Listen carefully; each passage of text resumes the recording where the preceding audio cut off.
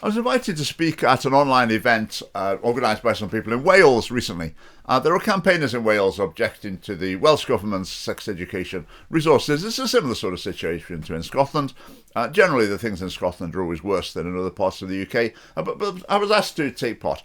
And the meeting in particular was for Christians. And I was asked to present the sex education issues in the light of Christian teaching. So that's what I did. And having done that, I thought it might be quite interesting to share that on a video as well. I don't normally present things from a specifically Christian perspective, but I thought you might just like to hear that. Because there's sex education. There's various sort of emotional responses, more intuitive responses you can make to it. For example, there's it's too young, it's too graphic, it's too explicit, it's describing sex, it's teaching how to have sex. Graphic depictions of genitalia, banana dipping into Nutella to illustrate anal sex. Teaching about rimming, licking the anus as sexual activity, presenting bondage in a positive light, sort of giving it the nod and saying this is something that you might like to do. So all those things will generate an emotional response in people, but I'm not going to talk about that sort of thing here.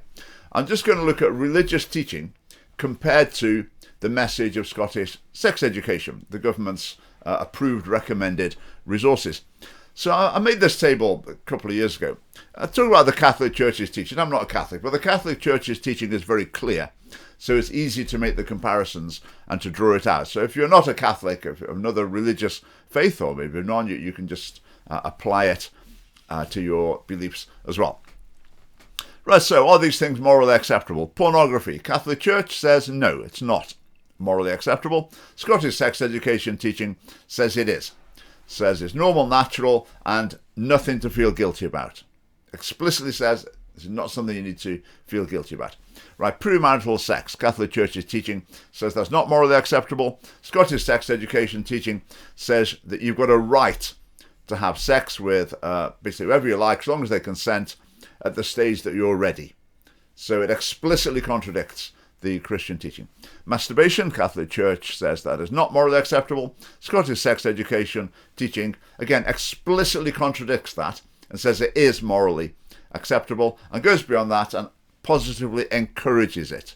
Recommends it and encourages it. Right, abortion, Catholic Church's teaching that's immoral. Scottish sex education teaching, that's one of the three options if you find yourself with an unwanted pregnancy. No moral perspective at all. Implication, you can just freely choose this as an option.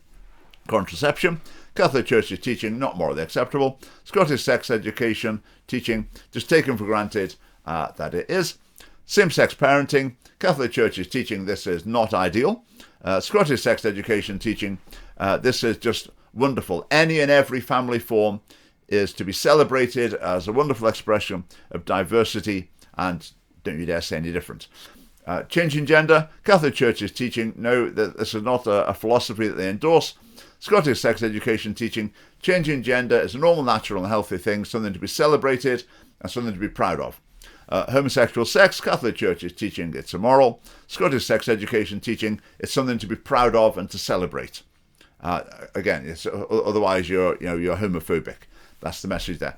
Just to go on those last two as well, with the conversion therapy ban that's on its way through the Scottish Parliament, it won't be too long before, if a Catholic speaks to another Catholic who's experiencing gender confusion or homosexual attraction, if they have a conversation based on their shared understanding of the Catholic Church's teaching, that will be illegal. That's where we're heading in Scotland with the conversion therapy ban. Now, something I didn't put on the table, which I suppose is more fundamental than all of these things, is that the message in Scottish schools, right from nursery, in fact, is that sperm plus egg plus uterus equals baby. Doesn't matter where the sperm comes from, doesn't matter where the egg comes from, doesn't matter where the uterus comes from. As long as there's some people who want to make a baby, then that's great. That's the way it should be, which, again, directly contradicts the ideal of man and woman fall in love, get married, have child, bring up the child as mother and father.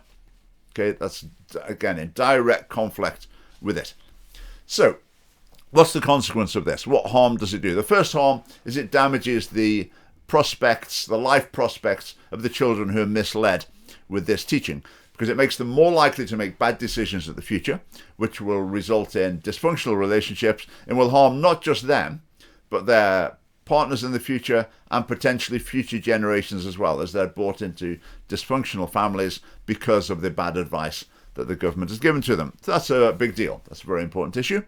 What other harm will it cause? It will cause conflict between children and their parents.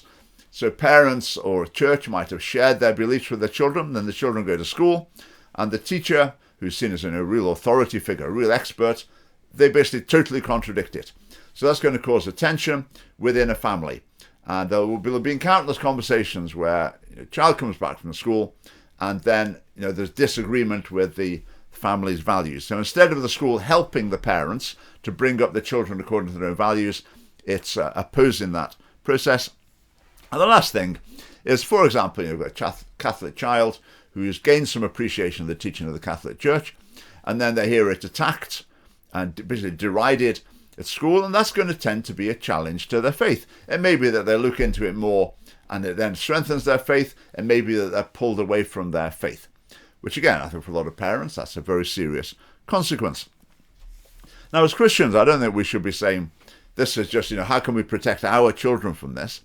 It's a bigger issue. We need to try and protect everyone's children from the damage done by this teaching, because it's wrong and it leads people in a harmful direction. Now, at this point in the conversation, it's not at all unusual for a Christian to come back and say, oh, but Kate Forbes, she's in the SNP, she's a Christian. And I always think, what difference does that make? The fact that Kate Forbes is in the SNP and is a Christian, does that mean that their sex education is any less directly anti-Christian? I don't see the connection.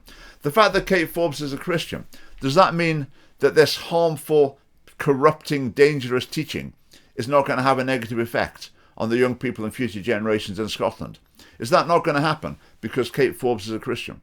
I just don't see that. I don't see the relevance at all that there's a Christian or two in the SNP when it comes to their, in my view, gravely immoral policies.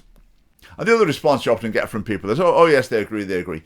But somehow it's not really a proper political issue. Because it's not on the BBC News, because it's not in the newspaper, because the existing politicians don't talk about it, then it can't really be a proper political issue. But I would say to people, Christians in particular, people of other faiths, set your own priorities. You look at it with your own mind and you decide what's most important, and you decide what's going to help to create the most positive and flourishing society in Scotland.